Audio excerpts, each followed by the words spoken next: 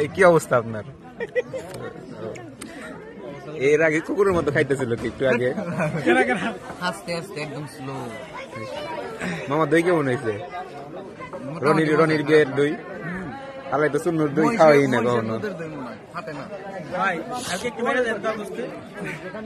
ভাই এই জায়গায় দই দেন। হে বাঁচতে এই জোয়ান বুলা বান সাবাস সাবাস। লেবু চিপেন দেন তারপরে গিলবি খালি। হ্যাঁ